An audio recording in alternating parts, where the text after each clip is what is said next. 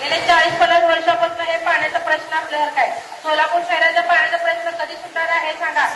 रोजच्या रोज आपण सांगायला बघतो की अधिकाऱ्यांना अनेकदा आपण उत्तरं द्यायला बघता. अधिकारी उभारतात तेच चाललेलं आहे. त्यांनी काय उत्तरं देत नाहीत, काही नाही. अधिकारी त्या पद्धतीने जाऊन काम करत नाहीत, काय नाही. आणि सोलापूर शहरामध्ये आमच्या तर प्रभागामध्ये आपण बघतो की लक्ष्मीच्या ठिकाणी मळा असल्यासारखं आहे. ते लोक सुद्धा टॅक्स वगैरे भरायला बघतात अनेक पद्धतीने. त्या लोकांना पाणी अजिबात येत नाही. मध्ये मी एक सोबे साहेबांना वगैरे जागेवर कधी घेऊन गेले. त्या ठिकाणी पाण्याची लाईन मध्ये पूर्ण असं गंज चढलेलं आहे आतमध्ये सगळे. त्याचा जरा खुलासा करून द्यावं, पाण्याची लाईन कधी टाकण्यात यावं. हातवाडचा बराच भाग कव्हर होणार आहे.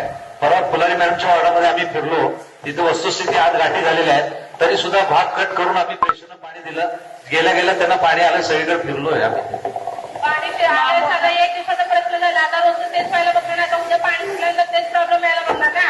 तुम्ही आता साधं आल्यानंतर पाणी यायला बघणार, त्या पडी काय येत नाही सांगा. आणि अजून एक मुद्दा आहे शहरामधले आपण बघतो की एवढे आपले बोर वगैरे का दुरुस्ती नाही ते सांगा. त्याचा जरा खुलासा करायला सांगा. तुम्ही एकीकडे 4 दिवसाला पाणी द्यायला बघता.